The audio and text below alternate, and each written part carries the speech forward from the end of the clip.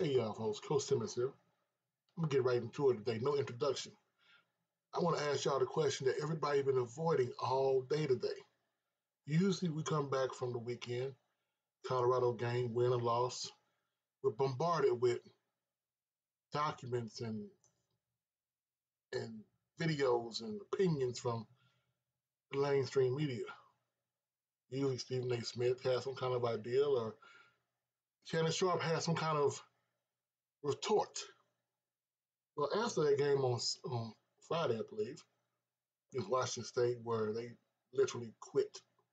I don't care what anybody says, they quit. There's no one responding. You don't hear the mainstream media. You may hear one or two of the primate channels. You may hear one or two unopposed channels on YouTube, but nobody on the mainstream media.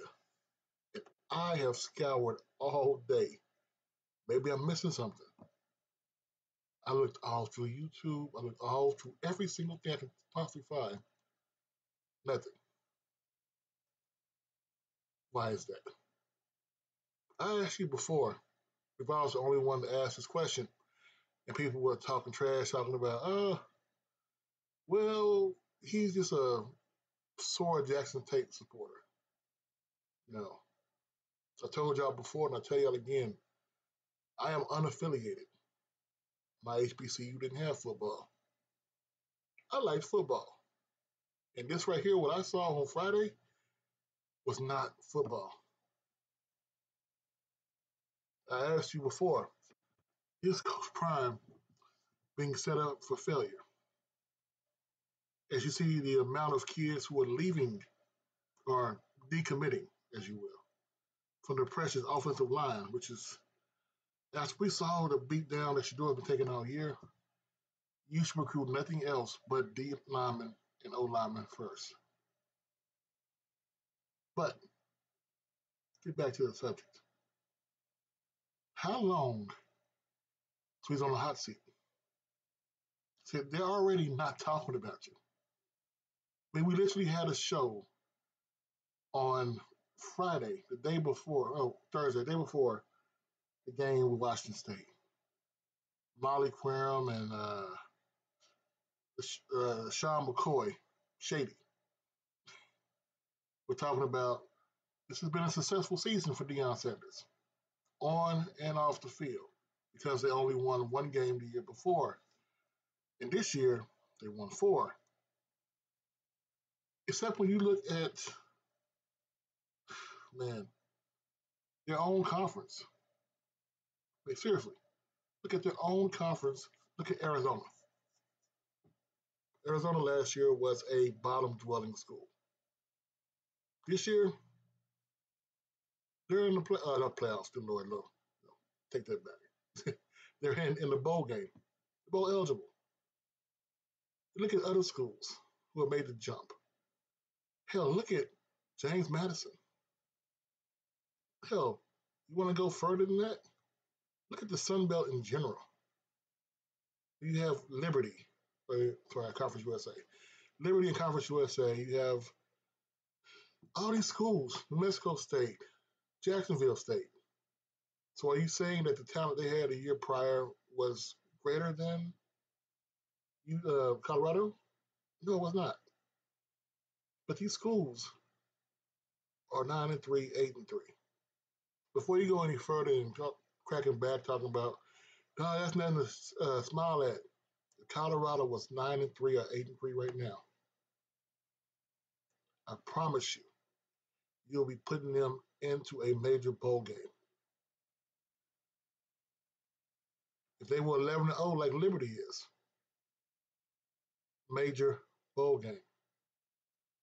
Hell, New Mexico State just went into Auburn, blew out Auburn. Major bowl game. So my question is, how long until we actually hear the mainstream media talk about Coach Prime being on that hot seat? I mean, because honestly, I give him a year. Because we know Shador's not going to be there for 3 more years. or 2 more years. I don't care what anybody says. Unless you're actually Shedeur Sanders, not his mom, not his dad, you actually Shedeur Sanders himself. You know he's not staying there another 3 years. Only person that knows is him. Travis Hunter, the only person that knows is him. And we always talk about the fact that Shedeur has not played for anybody else besides his father. How about this fact? His father has not coached, well, he's only coached one other quarterback, maybe two other quarterbacks in his whole life. The backup quarterback for Colorado and the backup quarterback for Jackson State. That's it. They've all been his son.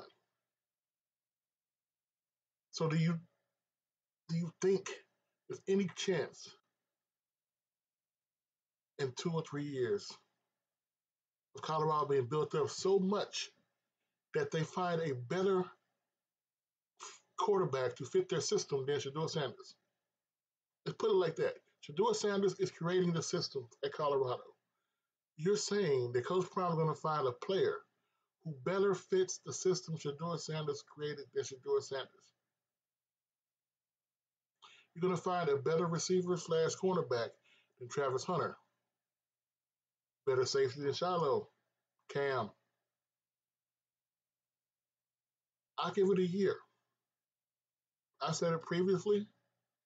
I gave it a year. I said 3 years. But I give it a year for he's on the hot seat. I know people are saying, well, the Pac-12 is better than the Big 12.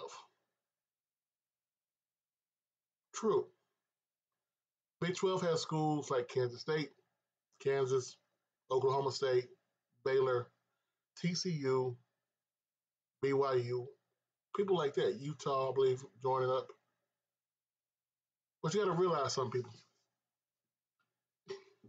Just because the Big 12 doesn't have sexy names like USC, UCLA, Washington, Oregon, don't discount who the Big 12 has.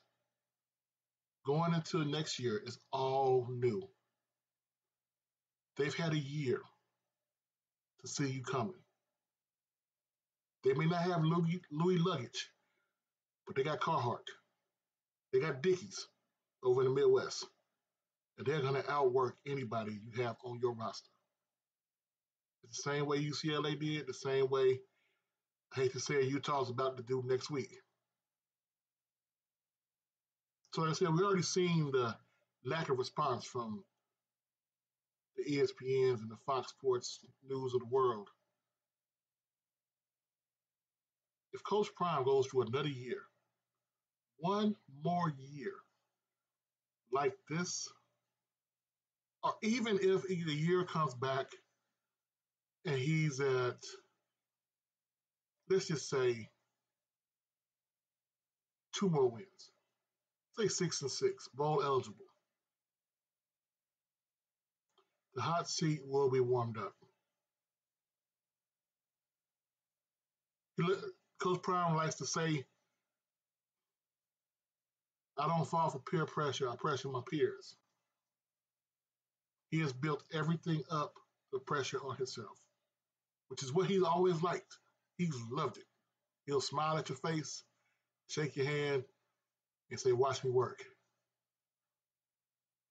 Next year, they don't not only have to win the Big 12 conference, they have to make a deep run to the playoffs. If not, the hot seat for Coach Prime may be an inferno. Coach Simmons, you have a wonderful night. We're going to see is how soon the Fox Sports Nets, the Shannon Sharps, the Skip Bayless, Mike Irvin ain't going to say nothing. Stephen A. Smith, if he tries to stay neutral, how soon they turn on the gas. I'm out.